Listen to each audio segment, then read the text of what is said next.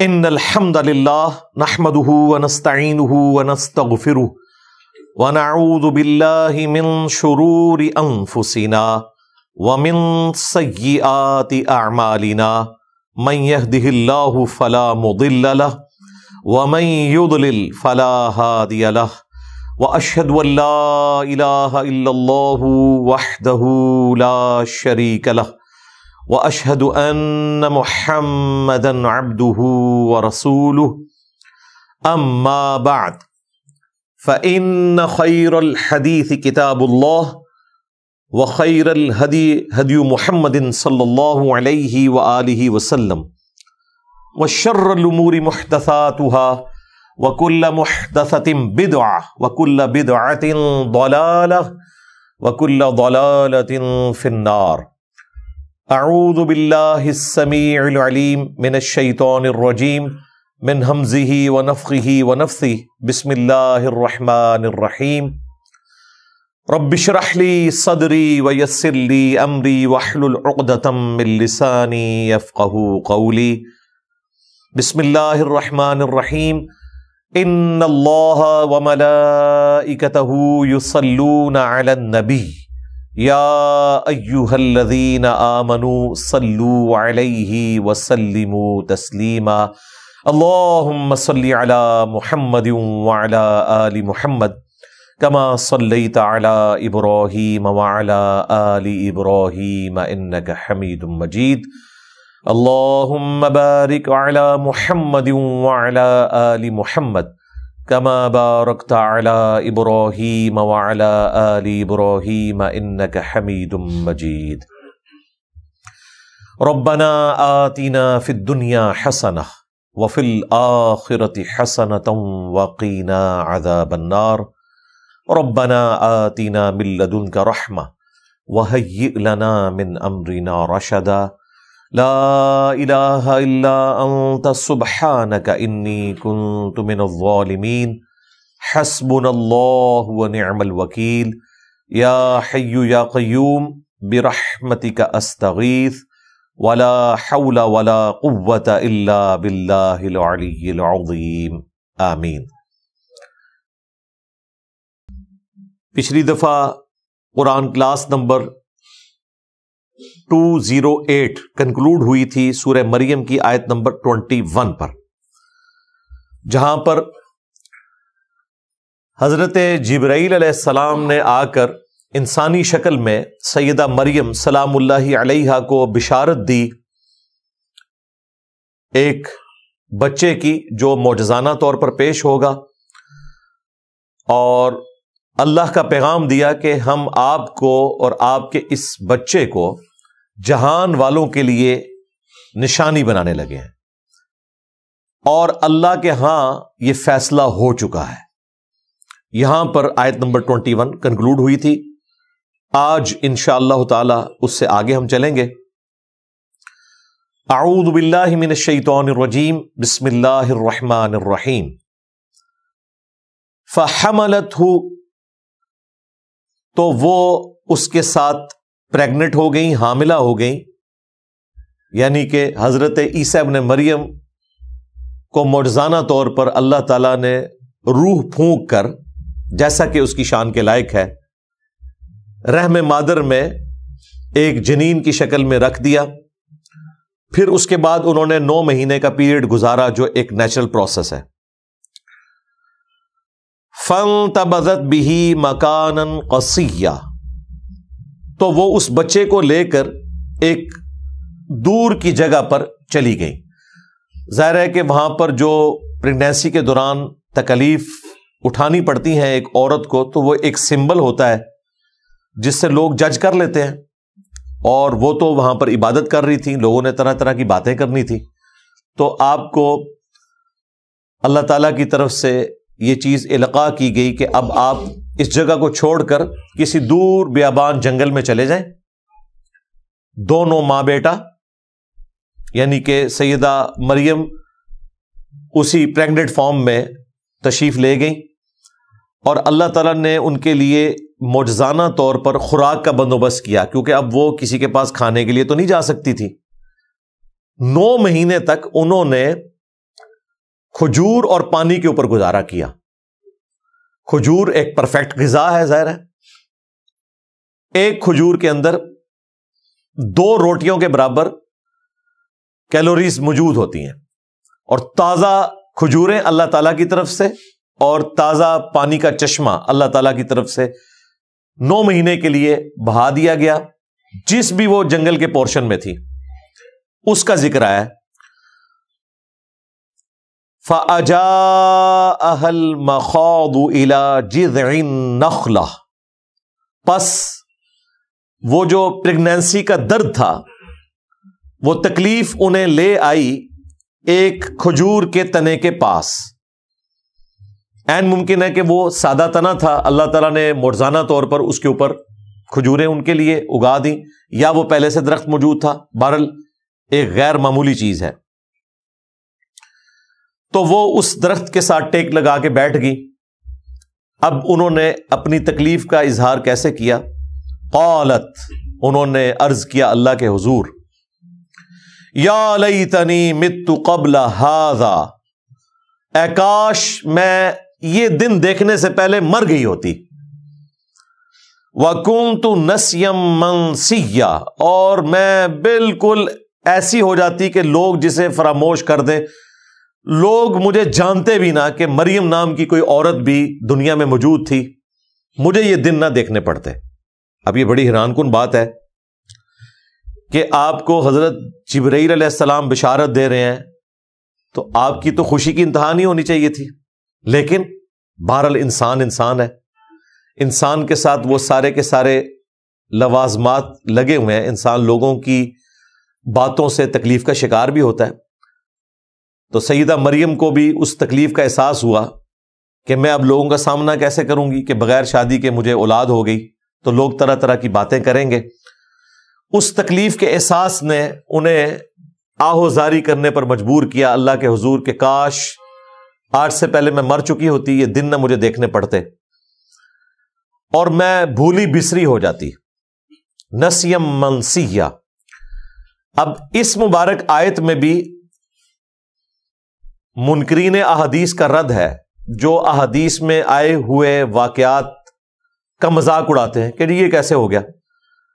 یہی بات اگر صحیح بخاری یا مسلم میں لکھی ہوتی تو انہوں نے مذاق اڑانا تھا. یہ کیسے ہو گیا کہ سیدہ مریم کو فرشتہ بشارت دے اور اس کے بعد پھر وہ کہ میں کاش مر گئی ہوتی، بھولی بسری ہو جاتی، یہ ہو ہی نہیں سکتا. ہمیں اگر حضرت جبرائیل بشارت دے ہم تو خوشی کے مارے پھولے نہیں سمائیں گے. تو سیدہ مریم ایسی باتیں کیسے کر سکتی تھی؟ انہوں نے مذاق اڑانا تھا، اور وہ جینون ہوتا گیون سرکمسٹانسز میں. لیکن اس کا جواب کیا ہے؟ یہ بھی حقیقت ہے کہ انسان بہرحال انسان ہے، اس نے لوگوں کو فیس کرنا ہوتا ہے، تکلیف کا شکار انسان ہو جاتا ہے. اب دیکھیں وہ صحابہ کرام جو جنگ سے پہلے اپنی جان نچھاور کرنے کے لیے تیار تھے، ان میں سے کئی اصحاب غزوہ احد میں چھوڑ کر چلے گئے، اور قرآن میں اس واقعے کا ذکر بھی ہوا، اور 2 دفعہ اللہ تعالیٰ نے سورہ آل عمران میں ان کی معافی کی اناؤنسمنٹ بھی کر دی. لیکن واقعہ تو بہت بڑا ہے.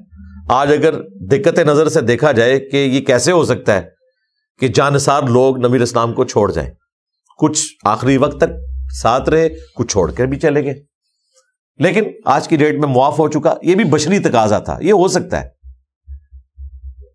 یہ شاعری میں باتیں اچھی لگتی ہیں، تیرے ہوتے جنم لیا ہوتا تو تیرے قدموں سے لپٹتا، تو میں خاک کا ذرہ ہوتا، میں اپنی جان نچھاور کر دیتا. جب وقت آتا ہے تو بہت مشکل ہوتا ہے اس پر عمل کرنا. آج دیکھ لیں کتنے لوگ ہیں جو فجر کی نماز کے لیے اٹھتے ہیں، انہوں نے نبی علیہ السلام کے لیے اپنی جان قربان کرنی تھی، جو بسترے کی قربانی نہیں دے سکتے. تو یہ جذباتی باتیں ہیں، پریکٹیکلی انسان تکلیف سے گزرتا ہے. تو یہاں پر بھی سیدہ مریم کا یہ کہنا یہ ایک بشری تقاضا تھا، انسان ہے. جب انہوں نے یہ فریاد کی تو اللہ تعالیٰ نے اس پہ انہیں کوئی ڈانٹا نہیں ہے، بلکہ فرشتے کے ذریعے بشارت دی.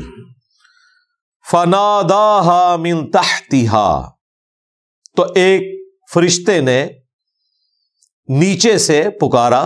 کسی اونچی جگہ پر ہوں گی، نیچے فرشتہ سامنے ظاہر ہوا، اس نے ان کو پکار کر بشارت دی اللہ تحزنی، کہ مت غم کھاؤ.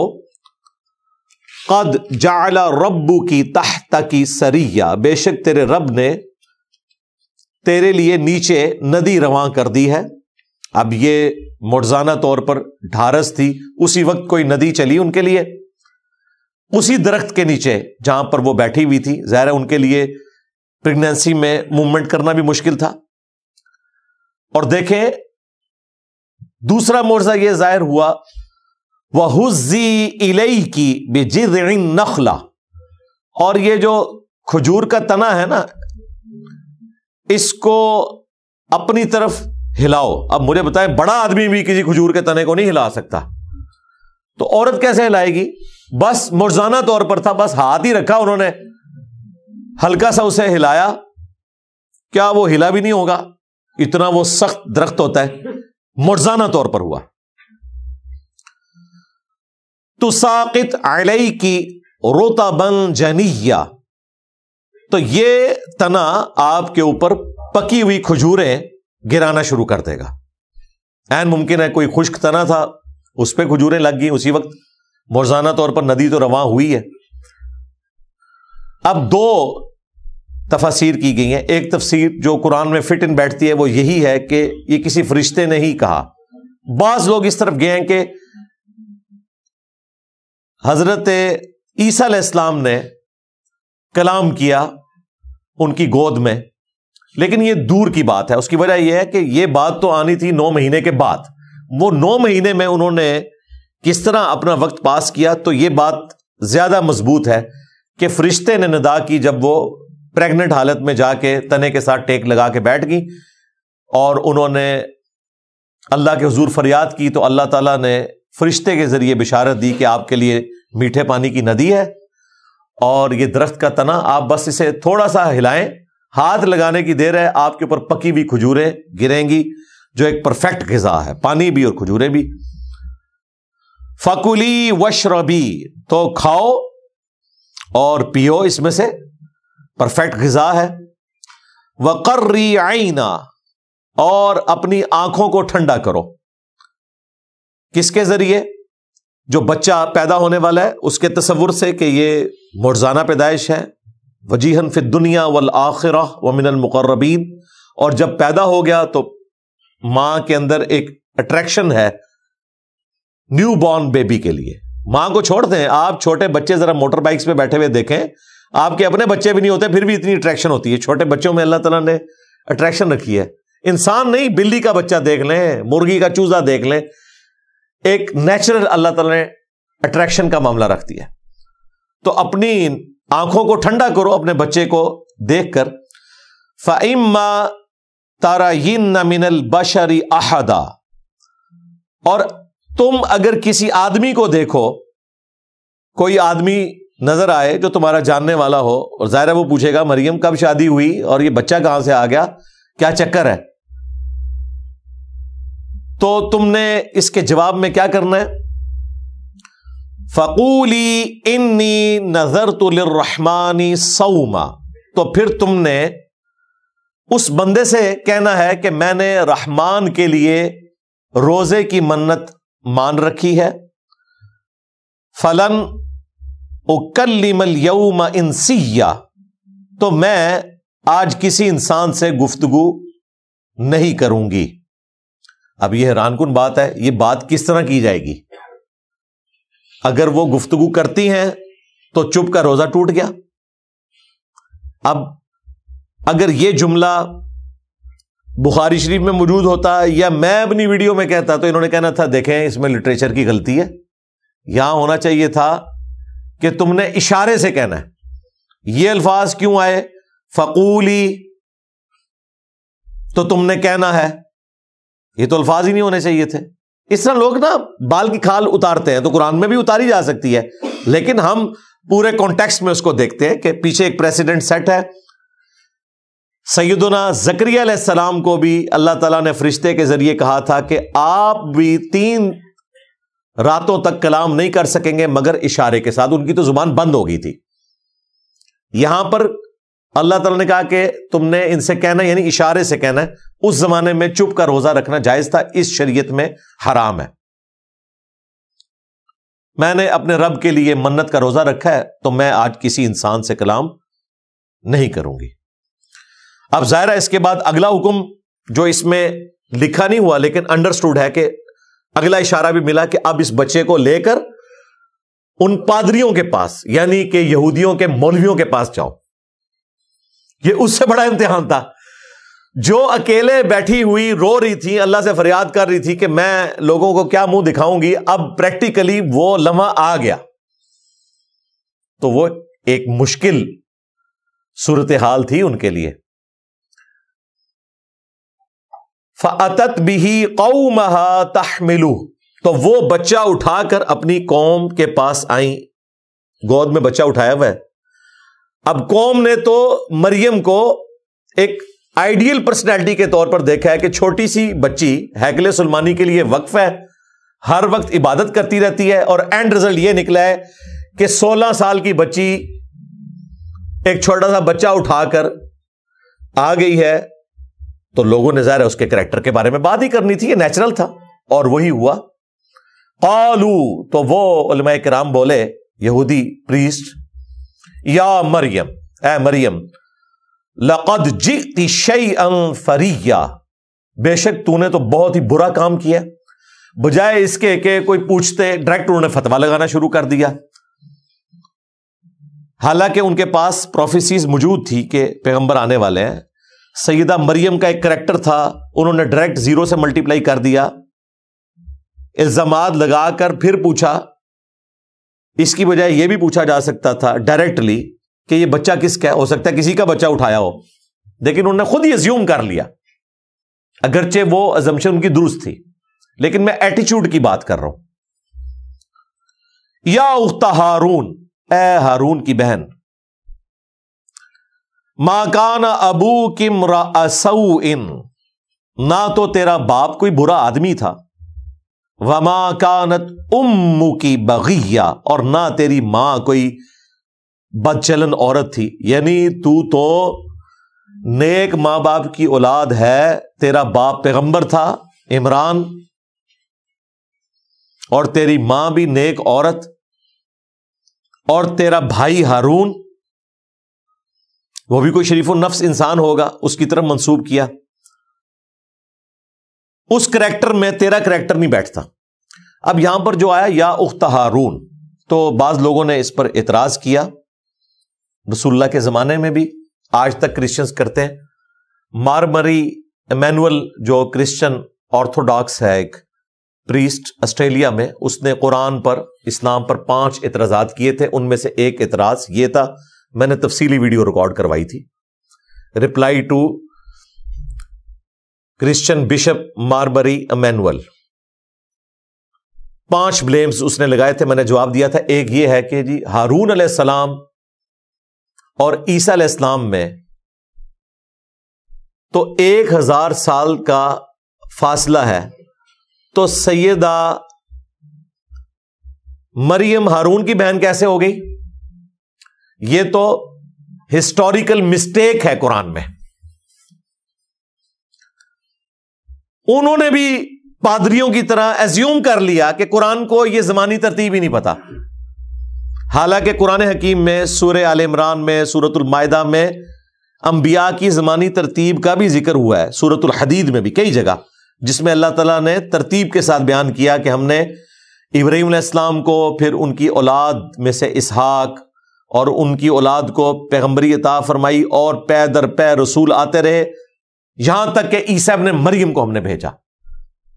اور اس میں موسیٰ علیہ السلام, ہارون علیہ السلام کا بھی ذکر ہے. قرآن تو خود کہہ رہا ہے کہ ان کا زمانہ ایک نہیں ہے, تو قرآن تو یہ غلطی کر ہی نہیں سکتا تھا نا کہ اس سے مراد وہ ہارون لیا جاتا جو موسیٰ علیہ السلام کے بڑے بھائی تھے. قرآن تو خود کہہ رہا ہے کہ ان کے درمیان اتنا فاصلہ ہے. 2 نمبری کرتے ہیں, یہ آیت اٹھاتے ہیں اور کہتے ہیں قرآن کو تو ہسٹری کا نہیں پتا, دوسری جگہ سے آیات اٹھائیں, قرآن تو خود بتا رہا ہے. تو اس کا جواب یہ ہے, صحیح مسلم میں حدیث ہے, مغیرہ ابن شعبہ کہتے ہیں میں نجران گیا تھا, وہاں کرسچنز تھے, اور وہی تھے جو بعد میں آئے بھی تھے مباہلے کے لیے. تو انہوں نے مجھ سے سوال کیا کہ ہارون کی بہن مریم کیسے ہو گئی, ان کے درمیان تو 1000 سال سے زیادہ کا فاصلہ ہے. تو میں ان کو جواب نہیں دے سکا. تو نبی علیہ السلام نے کہا کہ تم نے ان کو کہہ دینا تھا کہ بنی اسرائیل کے لوگ اس چیز کو اچھا سمجھتے تھے کہ پیغمبروں کے نام کے اوپر نام رکھیں.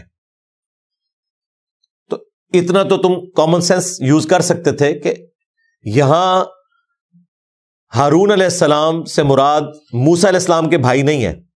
اب یہ حیران کن بات ہے کہ ہارون علیہ السلام اور موسیٰ علیہ السلام کے والد کا نام بھی عمران ہے اور سیدہ مریم کے والد کا نام بھی عمران ہے. تو اس چیز کی وہ پلی لیتے ہیں. بھئی یہ پلی لی جائے تو تم بھی مانتے ہو کہ دونوں کے والد عمران ہیں, تو کیا تم بھی ایک زمانہ مان رہے ہو ان کا؟ نہیں. تو وہ وہی جواب دیں گے جو نبی علیہ السلام نے دیا کہ انبیاء کے ناموں کے اوپر نام رکھے جاتے تھے, نیک بندوں کے ناموں کے اوپر نام رکھے جاتے تھے, اور وہ لیگیسی اس امت میں بھی چلی ہے. ہم لوگ بھی پریفر کرتے ہیں کہ انبیاء کے ناموں کے اوپر نام رکھیں. اس وقت دنیا میں سب سے زیادہ نام محمد ہے, وہ اسی وجہ سے ہے کہ نبی علیہ السلام کی طرف نسبت ہے. مسلمان ابراہیم بھی رکھتے ہیں, موسیٰ بھی رکھتے ہیں, عیسیٰ بھی رکھتے ہیں, الحمدللہ. تو بنی اسرائیل میں بھی یہ طریقہ تھا کہ نبیوں اور نیک لوگوں کے نام کے اوپر نام رکھے جاتے تھے. تو نبی علیہ السلام نے کہا کہ تم نے کہہ دینا تھا کہ بنی اسرائیل انبیاء اور نیک لوگوں کے ناموں کے اوپر اپنے بچوں کے نام رکھا کرتے تھے. تو اس سے یہ پتا چلا کہ سیدہ مریم کا کوئی بھائی تھا جس کا نام ہارون تھا. یہاں ہارون سے مراد موسیٰ علیہ السلام کے بھائی نہیں ہے. بعض علماء نے اس کا کمزور جواب دیا کہ یا اختہ ہارون سے مراد اسی طریقے سے ہے جیسا کہ قرآن حکیم میں جگہ جگہ ذکر ہوا. پیغمبر کے کیس میں لوط کے بھائیوں نے, نوح کے بھائیوں نے, یعنی اس قوم میں سے ہی پیغمبر ہوتا ہے تو بھائی کے رشتے سے بات کی جاتی ہے, اگرچہ وہ فرق تو ہے امتی کا اور پیغمبر کا. تو یہاں بھائی سے مراد یہ ہے کہ سیدہ مریم ہارون علیہ السلام کی اولاد میں سے تھیں, اس وجہ سے یا اختہ ہارون کہا گیا. لیکن وہ اپنے زمانے کے لیے تو درست ہے, قرآن میں ایسی کوئی نظیر نہیں ملتی کہ اولاد میں ہو اس کے لیے بھی کہا جائے کہ ہارون کے بھائیوں میں سے یا موسیٰ کے بھائیوں میں سے. اس طرح کی کوئی مثال نہیں ملتی. یہ کمزور جواب ہے. جواب وہی ہے جو صحیح مسلم کے اندر آیا ہے. ڈاکٹر ذاکر نائک نے بھی اس کا جواب دیا تھا, لیکن چونکہ ان کو اس طریقے سے حدیث کا نالج نہیں تھا تو انہوں نے کہا کہ المصنف ابن ابی شیبہ میں ایک روایت موجود ہے, اور روایت کون سی بیان کی؟ جو مسلم شریف میں ہے. انہیں نہیں پتا تھا یہ صحیح مسلم میں ہے. تو میں نے اپنی ویڈیو میں بھی کہا تھا کہ مصنف ابن ابی شیبہ سے تو ضرورت ہی نہیں, وہ روایت مسلم شریف میں ہے جو مین سٹریم کی 6 کتابوں میں آتی ہے. تو مصنف تک تو ہم تب پہنچیں گے جب یہاں ہمیں کوئی دلیل نہ ملے. تو سیم حدیث صحیح مسلم میں موجود ہے جو اس مسئلے کو کلیئر کر دیتی ہے کہ یا اختہ ہارون سے مراد یہ ہے کہ ہارون علیہ السلام کے نام پر مریم سلام اللہ علیہا کا کوئی بھائی تھا جس کا نام ہارون تھا. البتہ ہماری ایک ماں ہے سیدہ صفیہ, ان کے بارے میں بخاری مسلم میں آتا ہے غزوہ خیبر کے موقع پر وہ لونڈی بنا کر لائی گئیں, یہودی سردار کی بیٹی تھیں, اور وہ ہارون علیہ السلام کی نسل میں سے تھی, پیغمبروں کی اولاد میں سے. تو صحابہ کرام نے پھر مشورہ دیا کہ ان کو آپ اپنے پاس رکھیں کیونکہ یہ پیغمبر کی اولاد میں سے ہیں تو ان کی دلجوئی بھی ہوگی, کوئی عام عورت نہیں ہے. تو نبی علیہ السلام نے اتنی دلجوئی فرمائی کہ سیدہ صفیہ کو آزاد کر دیا, اور ان کی آزادی ان کا حق مہر ٹھہرا, اور انہیں اپنے عقد میں لے لیا نکاح کر کے بجائے لونڈی بنانے کے. مزید پروٹوکول دیا, ان کی وہ غلامی بھی ختم کر دی اور انہیں آزاد کر کے اپنے عقد میں لیا, اور ہماری ماں بن گئی سیدہ صفیہ بنت حیی بن اخطب.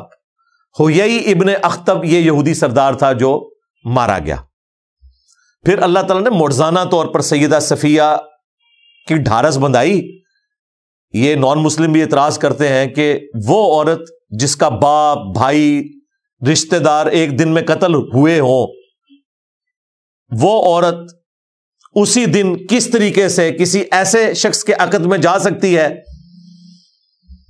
کہ جس کی وجہ سے سارے قتل ہوئے، یعنی خود رسول اللہ صلی اللہ علیہ وآلہ وسلم.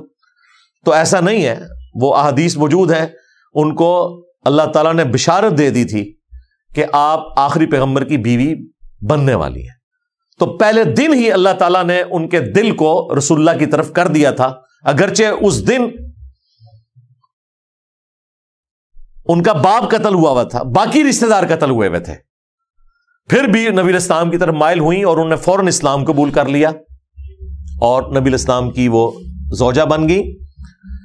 اور ان کا قد چھوٹا تھا، اونٹ پہ بیٹھ نہیں سکتی تھی، تو نبی علیہ السلام نے اپنے مبارک گھٹنے کو رکھا اور اس پہ پاؤں رکھ کے وہ اونٹ پر سوار ہوئی. اس سے یہ پتا چلا کہ نبی علیہ السلام اپنی بیویوں کو کتنا پروٹوکول دیتے تھے اور اپنے پیچھے سوار کیا. یہاں کراچی کے ایک مفتی نے بات کی تھی کہ جی وہ موٹر بائک کے پیچھے ایک ٹانگ ادھر کر کے اور ایک ٹانگ ادھر کر کے بیٹھنا، یہ عجیب سی، پھر بڑے اس نے عجیب و غریب غلیظ قسم کے الفاظ استعمال کیے تھے. تو میں نے کہا تھا کہ اللہ کے بندے، یہ تو سنت ہے. اونٹ کے اوپر سیدہ صفیہ رسول اللہ کے پیچھے اسی حالت میں بیٹھی تھی کہ ایک ٹانگ ادھر کر کے ایک ٹانگ ادھر کر کے، اور نبی علیہ السلام کو پکڑ کر وہ بیٹھی تھی. تو یہ تو سنت ہے اور یہ زیادہ سیف طریقہ ہے. گاؤں کے لوگ آپ نے دیکھا ہے بوڑھی عورتوں کو جب لے کر چلتے ہیں تو وہ دونوں ٹانگیں ایک طرف نہیں کرتے، گرنے کے چانسز ہوتے ہیں. ایک ٹانگ اس طرف اور ایک ٹانگ اس طرف، اس میں چانسز نہیں ہوتے. اس طریقے سے سواری پر بیٹھنا ہماری ماں کی سنت ہے، سیدہ صفیہ کی. پھر ایتھیسٹ کی طرف سے یہ بھی اعتراض ہوا تھا کہ ان کی تو عدت پوری نہیں ہوئی بھی تھی، تو وہ بھی میں نے بخاری مسلم سے بتایا تھا کہ جو لونڈی بن کر آتی ہے تو اس کی عدت ایک دفعہ حیض کا آنا ہے اور پاک ہو جانا ہے، اور وہ بخاری مسلم میں موجود ہے کہ اس کے بعد ہی وہ نبی علیہ السلام کے عقد میں آئی تھی.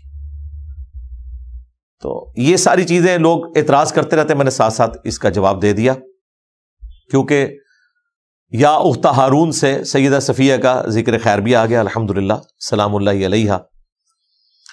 اب جب ان پادریوں نے یہ بات کی نا کہ نہ تو تیرا باپ کوئی بدکار تھا، نہ ماں بدکار تھی، اور ہارون کی تو بہن ہے اور کام تیرے یہ ہیں، تو سیدہ مریم کو تو پہلے ہی بشارت تھی کہ آپ نے نہیں بولنا اور کہنا میں نے رحمان کے لیے روزہ رکھا ہے. اور مزید جو گائیڈ لائنز تھی وہ یہ تھی فَأَشَارَتْ إِلَيْهِ، تو انہوں نے اشارہ کیا اس بچے کی طرف، کیونکہ بول تو نہیں سکتی تھی. اب یہ تو ان مولویوں کا مزید مذاق اڑانا تھا کہ دیکھو ایک سیریس بات پوچھ رہے ہیں، اس نے روزہ بھی آج کے دن رکھا ہوا ہے اور اوپر سے ہمارا مذاق اڑا رہی ہے. قالوا کیف نکلم من کان فی المہد صبیا، انہوں نے کہا کہ ہم کیسے بات کریں اس سے جو کہ اس وقت گود میں ہے، چھوٹا کم سن بچہ ہے، شیرخوار نیو بورن بیبی ہے. اتنا چھوٹا بیبی تو بول ہی نہیں سکتا، تو اگر تم یہ کہنا چاہ رہی ہو کہ اس سے پوچھیں تو یہ کیسے بولے گا. بس اس کے بعد سیدہ مریم کو کچھ کرنے کی ضرورت نہیں پڑی، اب بول پڑے ہیں عیسیٰ ابن مریم. اور یہ سیدنا عیسیٰ علیہ السلام کا معجزہ ہے. عیسیٰ علیہ السلام جیسی کوئی پرسنالٹی نہیں ہے. یقین کریں ان کی پیدائش معجزہ، ان کا بچپن میں بولنا معجزہ، ان کا وہ معجزات دکھانا جو خدائی کام ہے، مردوں کو زندہ کرنا، مٹی کی مورت میں پھونک مارنا اور وہ پرندہ بن جانا، جو اندھے ہیں انہیں شفا دینا اللہ کے عزت سے، کوڑی کے مریضوں کو شفا دینا، پھر ان کا دنیا سے اٹھایا جانا معجزہ، اور سب سے بڑھ کر کئی سو سال سے 2000 سال ہو چکے ہیں ابھی تک، اب پتہ نہیں کتنے اور گزرنے ہیں، آسمانوں پر زندہ رہنا معجزہ اور دوبارہ اترنا معجزہ. تو معجزہ ہی معجزہ ہے. عیسیٰ ابن مریم ڈیزرو کرتے تھے کہ اگر انسانیت میں کسی کو خدا کا بیٹا کہا جائے تو وہ عیسیٰ ابن مریم ہو. یہ اللہ نے آزمائش بنا دیا، لیکن وہ اللہ کے پیغمبر تھے، اللہ کے بندے تھے. اور دیکھیں یہاں پر بھی وہی بات ہے، قال انی عبد اللہ، تو بچہ بول پڑا بے شک میں اللہ کا بندہ ہوں. پہلی بات اللہ کا بندہ. آتانی الکتاب، اس نے مجھے کتاب دی ہے انجیل، وجعلنی نبیا، اور مجھے نبی بھی بنا دیا ہے، یعنی مبعوث بھی ہو گئے چھوٹی عمر میں۔ ویسے تو عموماً 40 سال کی عمر میں انبیاء کو مبعوث کیا جاتا ہے، میچورٹی کی ایج میں۔ موسیٰ علیہ السلام ہمارے پیغمبر صلی اللہ علیہ وآلہ وسلم 40 سال کی عمر میں مبعوث ہوئے، اللہ کی حفاظت میں تھے، لیکن مبعوث 40 سال کی عمر میں۔ اور یہاں پر نیو بورن بیبی مبعوث بھی ہو گیا ہے اور گفتگو کر رہا ہے۔ وَجَعَلَنِي مُبَارَكًا أَيْنَمَا كُنْتُ، اور اس نے مجھے بابرکت بنایا ہے میں جہاں بھی چلا جاؤں۔ تو جناب آپ رومن امپائر جو بت پرست تھے، ان کی حکومت میں اگر بادشاہت تھی تو عیسیٰ ابن مریم کی تھی۔ لا علاج مریضوں کو ٹھیک کر دیتے تھے، جس شہر میں چلے جاتے تھے ہزاروں کا مجمع لگ جاتا تھا، لوگ اپنے مریضوں کو لے کے آتے تھے۔ تو جس طرف چلا جاؤں مبارک ہوں میں۔ کوڑ کے مریض ہیں، ہاتھ پھیرا ٹھیک ہو گئے، نابینا آئے ہیں، ہاتھ پھیرا ٹھیک ہو گئے۔ اتنے بڑے بڑے معجزات۔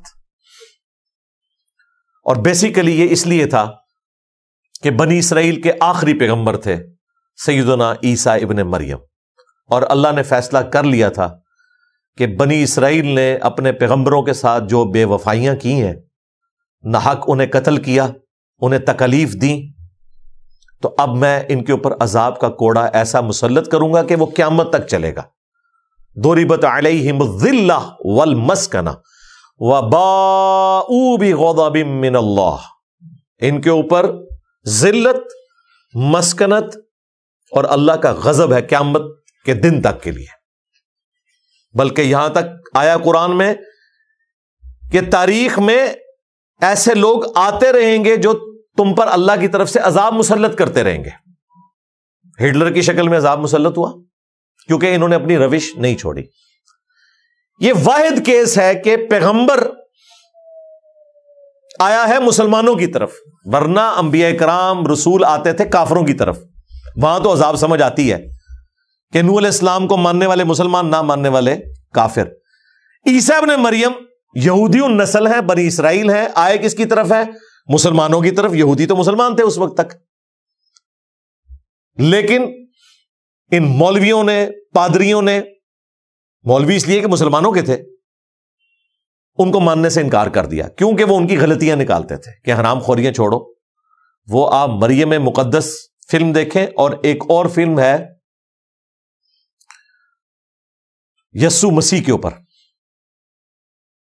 وہ بھی کئی اقساط کے اوپر ہے، ایران والوں نے بنائی ہے۔ اس میں آپ یہ منظر دیکھیں گے، وہ جہاں جاتے ہیں لوگ پہنچ جاتے ہیں، اور پھر بیت المقدس میں جب عیسیٰ ابن مریم جاتے ہیں اور دیکھتے ہیں کہ وہاں پہ جناب سودی لین دین ہو رہا ہے، مسجد کو بازار بنایا ہوا ہے، تو ان کی حمیت جاگ اٹھتی ہے۔ وہ سب کی ٹیبلز اکھاڑ کے پرے پھینکتے ہیں، ہر چیز تتر بتر کر دیتے ہیں اللہ کی حمیت کی وجہ سے، اور وہاں کھڑے ہو کر پھر وہ توحید کا خطبہ دیتے ہیں کہ تم ابراہیم کے ماننے والے ہو، ابراہیم تو یہ کچھ نہیں کرتے تھے، ابراہیم کا نام بیچ رہے ہو تم۔ اب وہاں بیٹھے ہوئے تھے بابے، اور یہ ہے 25 سال کا نوجوان، کہاں سے وہ دعوت قبول کرے؟ ان کے قتل کے فتوے جاری کیے، اللہ تعالیٰ نے انہیں زندہ آسمانوں پر اٹھا لیا، اور پھر اس کے بدلے میں اللہ تعالیٰ نے ان کے اوپر عذاب مسلط کیا، کیونکہ عیسیٰ ابن مریم بنی اسرائیل کے آخری پیغمبر تھے۔ کسی بھی بنی اسرائیل کے یہودی کو، یعنی کہ اس وقت کے مسلمان کو، شک بھی نہیں رہا اس بات میں کہ یہ پیغمبر ہیں یا نہیں۔ سب نے اتنے بڑے معجزات دیکھ لیے، کوئی انسان کر ہی نہیں سکتا مردوں کو زندہ کرنا۔ یہ تو وہ معجزہ ہے جو بنی اسرائیل کے کسی پیغمبر نے نہیں کیا ہوا تھا۔ یہ معجزہ تو ابراہیم علیہ السلام کے پاس نہیں تھا، کوئی شک نہیں تھا۔ اس کے باوجود دیکھیں صرف 12 بندوں نے حضرت عیسیٰ ابن مریم کی دعوت کو قبول کیا، یہودیوں نے دعوت قبول نہیں کی۔ دشمنوں کے ڈیزرو کرتے تھے کہ ان کے اوپر ذلت مسلط کر دی جائے قیامت کے دن تک کے لیے، اور وہ مسلط ہے۔ اس لیے اللہ تعالیٰ کا جتنا غصہ یہودیوں کے اوپر ہے نا، کافروں پہ اتنا نہیں ہے تو یہ بھی کافر، لیکن آسمانی مذہب کے ماننے والے ہیں، کیونکہ انہوں نے اپنے پیغمبر کو ماننے سے انکار کر دیا۔ اور یہ دیکھیں، یہ معجزہ وہ اپنی آنکھوں سے دیکھ رہے ہیں کہ ایک شیرخوار بچہ وہ کہہ رہا ہے میں اللہ کا بندہ ہوں، اللہ نے مجھے کتاب دی ہے، مجھے نبی بنایا ہے، مجھے بابرکت بنایا ہے، میں جہاں کہیں بھی جاؤں۔ وَأَوْصَانِي، اور مجھے وصیت کر دی ہے اس بات کی، بِالصَّلَاةِ، کہ نماز ادا کرتے رہو۔ نماز کا ذکر ہر جگہ آتا ہے کہ پیغمبر بھی اپنے آپ کو نماز سے بے نیاز نہیں کر سکتا۔ وَالزَّکَاةِ، اور اللہ کی راہ میں صدقہ اور خیرات کرنے کا، زکوٰۃ دینے کا۔ مَا دُمْتُ حَیًّا، جب تک میں زندہ رہوں میں اپنی ماں کے ساتھ اس نے سلوک کرتا رہوں، میں نماز پڑھتا رہوں، اللہ کی راہ میں خرچ کرتا رہوں۔ ایک دن کی نماز نہیں، ٹوٹل اوبیڈینس اپنے گاڈ کی کروں، یہ مجھے میرے رب نے حکم دیا ہے۔ وَبَرًّا بِوَالِدَتِي، اور مجھے خدمت گزار بنایا ہے اپنی ماں کا۔ پیغمبر ہے لیکن خدمت کر رہا ہے ماں کی، کیوں؟ اس ماں نے تکلیفیں اٹھائی ہیں اس بچے کی خاطر، کتنی باتیں سنی ہیں، اور پریگنینسی کی تکلیف اپنی عفت اور عصمت سٹیک پہ لگا لی، لوگوں نے باتیں کی۔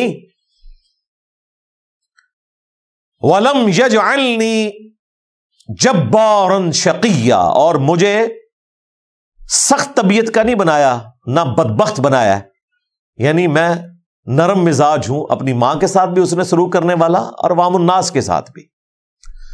وَالسَّلَامُ عَلَيَّ، اور سلامتی ہو مجھ پر، یوم ولدت، اس دن جس دن میں پیدا ہوا، وَيَوْمَ أَمُوتُ، اور اس دن جب میں الٹیمیٹلی مروں گا، یعنی دنیا میں دوبارہ آنا ہے، اس کے بعد شادی بھی کریں گے، فوت بھی ہوں گے، اس پہ میری الگ سے ویڈیوز ریکارڈ ہیں، اولاد بھی ہوگی۔ وَيَوْمَ أُبْعَثُ حَيًّا، اور اس دن جس دن میں مرنے کے بعد دوبارہ اٹھایا جاؤں گا۔ تینوں مواقع پر مجھے اللہ تعالیٰ کی سلامتی نصیب ہو۔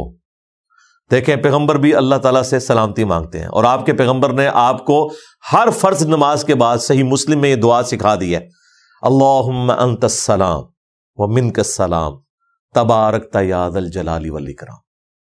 جنت میں بھی جب آپ نے جانا ہے تو قرآن میں آتا ہے کہ فرشتے کہیں گے سلامتی کے ساتھ داخل ہو جاؤ جنت میں، اور جنتیوں کا کلام بھی ہوگا آپس میں، السلام علیکم، یہ بھی قرآن میں آیا سورہ یونس میں، اور دنیا میں مشروع کر دیا کہ آپ نے ایک دوسرے کو سلام کہنا ہے۔ بخاری مسلم میں کتنی احادیث ہے۔ تو یہ دین سراپا سلامتی ہے۔ مسلمانوں کے کلچر میں السلام علیکم سے زیادہ بولی جانے والی چیز کوئی نہیں ہے، اور دیکھ لیں اللہ کا شکر ہے 1400 سال گزرنے کے باوجود، چاہے پریکٹسنگ مسلمان ہو، نان پریکٹسنگ ہو، فون پہ آپس میں ملتے ہوئے السلام علیکم کہتے ہیں۔ میں کہتا ہوں یہ بہت بڑا ایسٹ ہے مسلمانوں کے پاس، کہ یہ وہ طریقہ ہے جو مسلمانوں نے اتنی کمزوریوں کے باوجود نہیں چھوڑا کہ السلام علیکم سے بات شروع کرتے ہیں۔ تو سلام ہو مجھ پر اس دن جس دن میں پیدا ہوا، جس دن میں مروں گا، اور جس دن دوبارہ اٹھایا جاؤں گا۔ اب ڈاکٹر طاہر القادری صاحب نے اس آیت کو ولادت مصطفیٰ صلی اللہ علیہ وآلہ وسلم منانے کی دلیل بنایا ہے۔ وہ کہتے ہیں دیکھیں نبیوں کی جو ولادت کا دن ہے وہ سلامتی کا دن ہے، اور جو اس سے درس مل رہا تھا واقعے سے وہ لوگوں نے فراموش کر دیا۔ اس میں سے یہ ایک ٹکڑا اٹھایا اور اس میں رنگ بھی خود بھر دیے۔ اس میں کہاں لکھا ہوا ہے کہ عیسیٰ علیہ السلام کے ماننے والے جو ہیں وہ ان کی پیدائش کا دن منائے؟ وہ تو اپنے لیے دعا کر رہے ہیں کہ اے اللہ مجھ پہ سلامتی ہو جس دن میں پیدا ہوا، جس دن میں مروں گا، جس دن میں اٹھایا جاؤں گا۔ اور یہ دعا تو ہر مسلمان کو مانگنی چاہیے۔ سلامتی کی دعا ہم ہر وقت مانگتے ہیں، فرض نماز کے بعد مانگتے ہیں، موت کے وقت بھی سلامتی ہے، اور قیامت کے دن بھی سلامتی، پل صراط پر بھی سلامتی۔ تو اس کا کوئی لینا دینا نہیں ہے اس میلاد کے ساتھ۔ ویسے صحیح مسلم حدیث ہے نبی الاسلام میلاد مناتے تھے سال بعد نہیں، ہر مہینے نہیں، ہر ہفتے پیر کا روزہ رکھ کے۔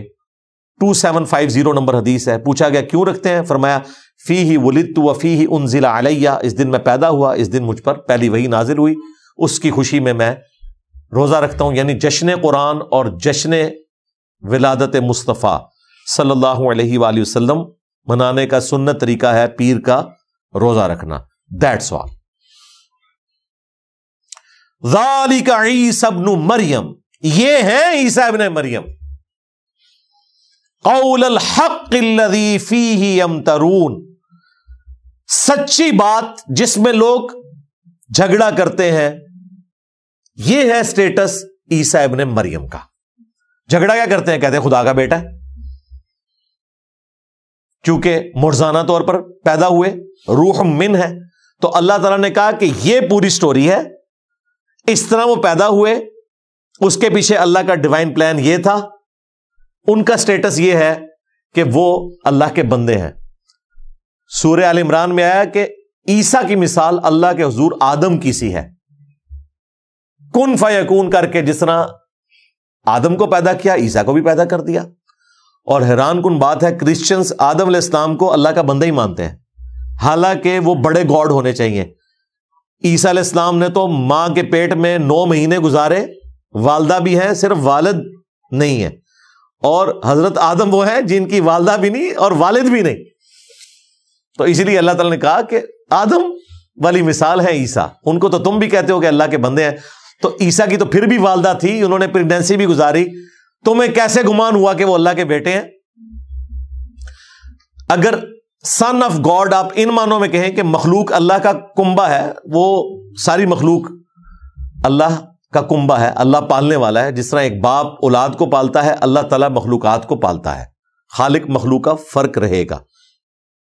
اس ٹرم میں ابناء اللہ ہیں، پیغمبر بھی، پیغمبروں کے ماننے والے بھی، ہم بھی کہتے ہیں نا 40 لاکھ فرزندان توحید نے اس سال حج ادا کیا، تو توحید کا تو کوئی فرزند نہیں ہوتا، اللہ کا تو کوئی بیٹا نہیں، لم یلد ولم یولد، لیکن یہ بیگوٹن سن کی بات نہیں ہو رہی ہوتی ہے، اللہ والے، جس طرح یہودی کہتے تھے کہ ہم ابناء اللہ ہیں اور اس کے احبا ہیں۔ اللہ نے یہ نہیں کہا کہ یہ کفر بول رہے ہو، کہا کہ اللہ سے کوئی عہد لے لیا ہے کہ اللہ تعالیٰ تمہیں عذاب نہیں دے گا، یعنی بنی اسرائیل کی ٹرمالوجی میں ابناء اللہ والی جو ٹرم ہے وہ ان معنوں میں ہے کہ خالق اور مخلوق کا فرق ہے، محاورتاً بات ہے، ولد نہیں ہے، بیگوٹن والا سلسلہ نہیں ہے۔ ما کان للہ ان یتخذ من ولد، اللہ کی یہ شان نہیں کہ وہ اپنے لیے اولاد چنے، یہ ایک کریٹیکل موقع ہے۔ عموماً کرسچنز یہ بات کرتے ہیں کہ قرآن میں جب کبھی بھی ولد کا ذکر آیا تو وہ عیسیٰ ابن مریم کے کانٹیکسٹ میں نہیں آیا، لہذا جو قرآن حکیم کا مقدمہ ہے کہ اللہ نے اپنے لیے بیٹا نہیں چنا، یہ والا مقدمہ آپ ہمارے خلاف نہیں پیش کر سکتے۔ ولد کا لفظ دکھائیں کہ عیسیٰ ابن مریم کے کانٹیکسٹ میں اللہ تعالیٰ نے کرسچنز کے بارے میں بات کی ہو کہ وہ عیسیٰ ابن مریم کو بیگوٹن سن مانتے تھے، تو یہ ثبوت ہے قرآن میں کہ وہ بیگوٹن سن مانتے تھے، کیونکہ یہاں کانٹیکسٹ کے ساتھ اللہ تعالیٰ نے بیگوٹن سن کی نفی کی ہے۔ کیونکہ کرسچنز میں سے بہت تھوڑا سا طبقہ ہے جو توحید کے ماننے والے ہیں، یونیٹیرین ان کو کہا جاتا ہے، موحد کہا جاتا ہے، بہت تھوڑے ہیں، آٹے میں نمک بھی نہیں، آٹے میں نمک پھر بھی زیادہ ہوتا ہے، اور وہ یہ بات پکڑتے ہیں، وہ کہتے ہیں ہم تو خدائے واحد کے ماننے والے ہیں اور قرآن نے ہمیں تو کہیں کنڈیم نہیں کیا۔ وہ تو بات ہوئی ہے بیٹا بنانے کی، تو بیٹے کا کانسیپٹ تو آپ کے ہاں بھی ہے کہ یہ محاورتاً بات ہوتی ہے، وہ تو ہم کہتے تھے، ہم ولد نہیں کہتے تھے۔ یہ موقع ہے جہاں پر اللہ تعالیٰ نے ذکر کر دیا کہ وہ ولد بھی مانتے تھے، اور یہ حقیقت ہے۔ کنگ جیمز ورژن جو اس وقت دنیا میں چل رہا ہے، گریک لینگویج سے ٹرانسلیٹ ہوا ہے، انجیل مقدس کے نام سے بائبل سوسائٹی انارکلی لاہور سے انجیل پرنٹ ہوتی ہے۔ اس کے شروع میں بھی لکھا ہے کہ یہ کنگ جیمز ورژن ہے، اور اصل نسخہ جو ہے وہ یونان کا، اس سے اس کو لیا گیا۔ ان کے پاس تو ہبرو ہے ہی نہیں ہے نا، اصل نسخہ وہ ہے جو آلریڈی ٹرانسلیٹڈ ہے، اس لیے تو بیچ میں ایسی خرافات ہے۔ کنگ جیم تھا جس نے اس کو لکھوایا تھا اور اس سے پہلے بیگوٹن سن والی بات انجیل میں موجود تھی جو انہوں نے نکال دی ہے. آج کی انجیل میں بیگوٹن سن والا ذکر موجود نہیں ہے. ایون یہ انجیل سے بھی بیگوٹن سن نہیں دکھا سکتے, لیکن یہ حقیقت ہے کہ وہ مانا کرتے تھے. اسی لیے قرآن کہہ رہا ہے کہ اللہ کی یہ شان نہیں کہ وہ اپنا ولد بیگوٹن سن کسی کو ٹھہرا لے. سبحانہ, وہ تو پاک ہے. بڑا باریک نقطہ ہے, پاک ہے کس چیز سے کہ وہ اپنا بیٹا بنائے. کیوں؟ اولاد انسان کو اس لیے ریکوائرڈ ہوتی ہے کہ انسان کا مشن وہ آگے لے کر چلے گی انسان کے مرنے کے بعد. جسے موت ہی نہیں آنی اسے اولاد کی کیا ضرورت ہے؟ یہ ہے کہ اللہ کے شان شان بھی نہیں کہ وہ بیٹا رکھے, اس کی ضرورت ہی نہیں ہے, اسے موت تو آنی نہیں ہے. یہ تمہاری ضرورت ہے, تمہاری لیگیسی کو کوئی آگے لے کر چلے. اذا قضا امرا, اس کی قدرت تو یہ ہے کہ جب وہ ارادہ کر لیتا ہے کسی کام کا, فَإِنَّمَا يَقُولُ لَهُ كُن فَيَكُونُ, تو بس وہ تو حکم فرماتا ہے کہ ہو جا اور وہ کام ہو جاتا ہے. اب یہ حکم فرمانا کہ ہو جا تو وہ کام ہو جاتا ہے, یہ اس طرح نہیں ہے جس طرح ہم بولتے ہیں. اللہ تعالیٰ کی جو صفات ہیں ان کی کوئی ہم مثال بیان نہیں کر سکتے. لیس کمثلہ شیء, اللہ کی مثال کوئی شے نہیں. وہو السمیع البصیر, وہی سننے والا ہے, دیکھنے والا ہے. ہم بھی سننے والے دیکھنے والے ہیں, لیکن اس طرح نہیں ہے. اللہ تعالیٰ کے لیے آپ کان کی یا آنکھوں کی مثال نہیں دے سکتے جیسا کہ اس کی شان کے لائق ہے. وَإِنَّ اللَّهَ رَبِّي وَرَبُّكُمْ, اور بے شک اللہ تعالیٰ میرا بھی رب ہے اور تمہارا بھی رب ہے. یہ اب عیسیٰ ابن مریم کا خطبہ ہے یہ جملہ, اور جب وہ جوان ہوئے انہوں نے یہی بات کی کہ بے شک اللہ میرا بھی رب ہے اور تمہارا بھی. فَاعْبُدُوهُ, پس اس کی عبادت کرو. هَذَا صِرَاطٌ مُسْتَقِيمٌ, یہ ہے سیدھا راستہ. یہ جوانی کا جو پورا خطبہ ہے نا وہ سورۃ المائدہ میں گزر چکا ہے اینڈ پہ بھی, جو قیامت کے دن اللہ تعالیٰ کی اور عیسیٰ ابن مریم کی گفتگو ہے. اس میں عیسیٰ ابن مریم نے اپنی دعوت حق کا ذکر کیا ہے کہ میں ان کو یہی بتاتا رہا ہوں کہ عبادت کرو اس رب کی جو تمہارا بھی رب ہے اور میرا بھی رب ہے, اور بالفرض اگر میں نے کوئی ایسی بات کی تھی تو تیرے علم میں ہوگی. جو تیرے جی میں ہے میں وہ نہیں جانتا, جو میرے جی میں ہے وہ تو جانتا ہے. سارے غیب تو ہی جاننے والا ہے. اور سورۃ المائدہ ہی میں اللہ تعالیٰ نے جب کرسچنز کی نفی کی تو فرمایا لَقَدْ كَفَرَ الَّذِينَ قَالُوا إِنَّ اللَّهَ هُوَ الْمَسِيحُ ابْنُ مَرْيَمَ, بے شک وہ لوگ کھلا کفر کر رہے ہیں جو کہہ رہے ہیں کہ اللہ ہی عیسیٰ ابن مریم ہے. یعنی نعوذ باللہ اللہ تعالیٰ عیسیٰ ابن مریم کی شکل میں دنیا میں اتر آیا. وقال المسیح, جبکہ مسیح تو خود یہ دعوت دیا کرتے تھے یا بنی اسرائیل, اے اولاد یعقوب, اعبدوا اللہ ربی و ربکم, عبادت کرو اس رب کی جو میرا بھی رب ہے اور تمہارا بھی رب ہے. انہ من یشرک باللہ, یاد رکھنا بے شک جس نے اللہ کے ساتھ شرک کیا, فقد حرم اللہ علیہ الجنہ ومأواہ النار وما للظالمین من انصار, ایسے شخص پہ اللہ نے جنت حرام کر دی ہے اور اس کا ٹھکانہ ہے جہنم کی آگ, وہاں اس کا کوئی مددگار نہیں ہوگا. یہ پورا خطبہ ہے عیسیٰ ابن مریم کا کہ وہ تو کہتے تھے کہ عبادت کرو اس کی جو میرا بھی رب ہے اور تمہارا بھی رب ہے. اللہ تعالیٰ کہہ رہے ہم نے تو عیسیٰ ابن مریم کے ذریعے توحید بیان کی, لیکن کیا ہوا, فاختلف الاحزاب من بینہم, پھر کئی گروہ آپس میں اختلاف کرنے لگے. کرسچنز میں بھی گروپ بن گئے, ایک نے کہا اللہ کا بیٹا ہے, دوسروں نے کہا کہ اللہ ہی ہے. پروٹیسٹنٹ کہتے ہیں کہ وہ گاڈ ہے, اور کیتھولک کہتے ہیں وہ اللہ کے بیٹے ہیں. موحدین تو بہت تھوڑے ہیں ان میں, اور یہودیوں نے تو نعوذ باللہ انہیں آؤٹ آف ویڈ لاک کہا, گالیاں دیں, دجال کہا, کیا کیا الفاظ استعمال کیے. عیسیٰ ابن مریم کی والدہ پر تہمت لگائی, اگرچہ انہوں نے اپنی آنکھوں سے ہی منظر دیکھا تھا, لیکن دل بے ایمان تے اجتا ٹیر. اگر دل بے ایمانی پر اترا ہو تو آپ لیم ایکسکیوزز, جھوٹے دلائل گھاڑ لیتے ہیں.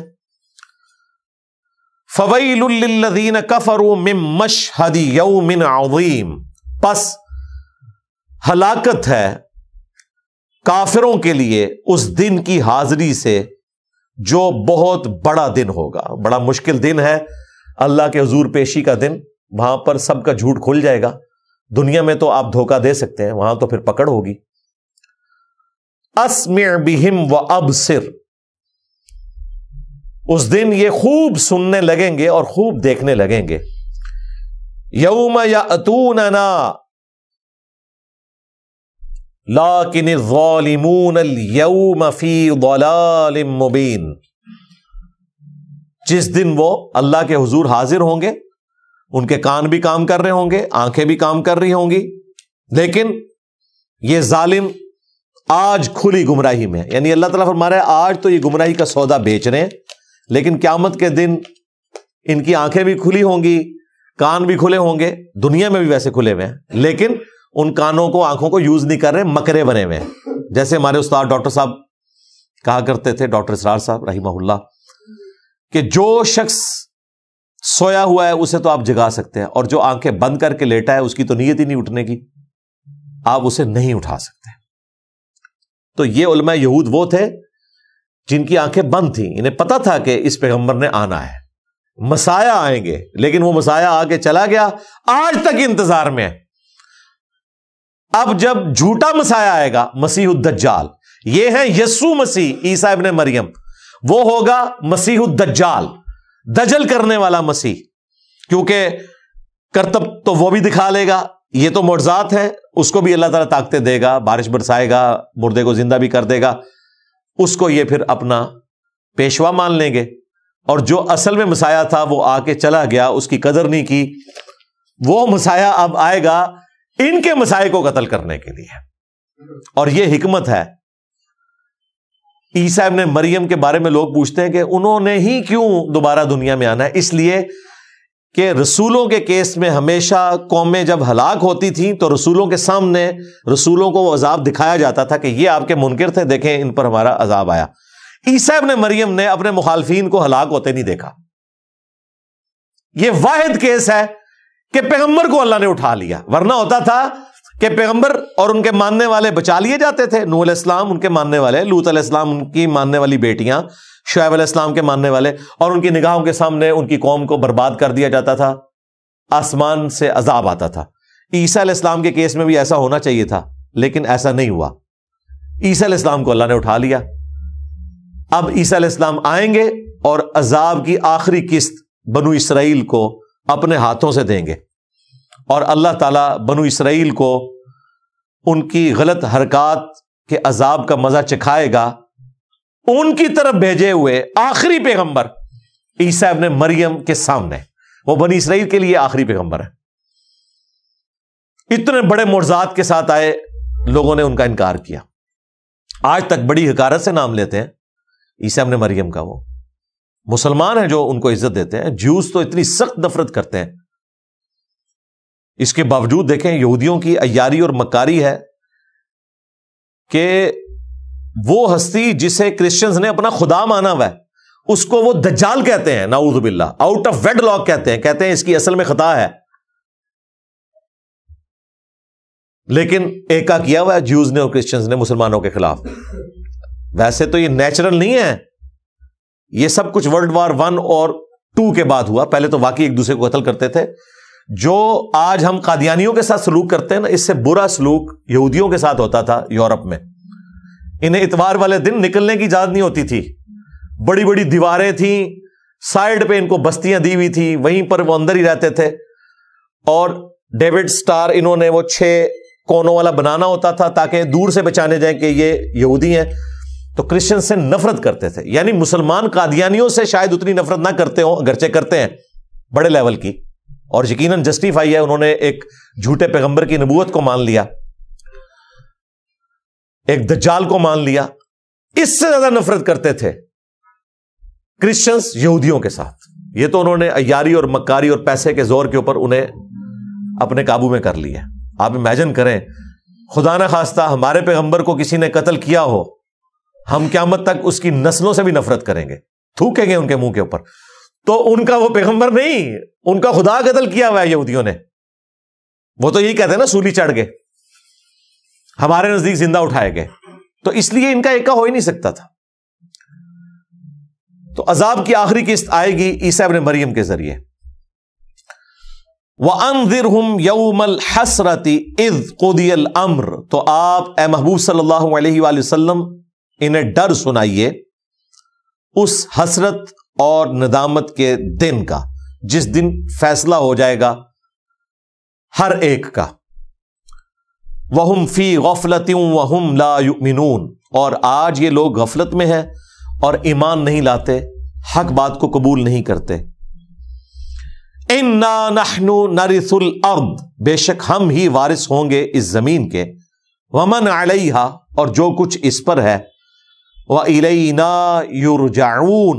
اور تمہیں لوٹ کر ہماری ہی طرف آنا ہے. اس زمین کے مالک ہم ہیں. ظاہر ہے جن یہودیوں نے عیسیٰ ابن مریم کے قتل کے فتوے جاری کیے، انہیں تکلیفیں دی، چلے گئے دنیا سے.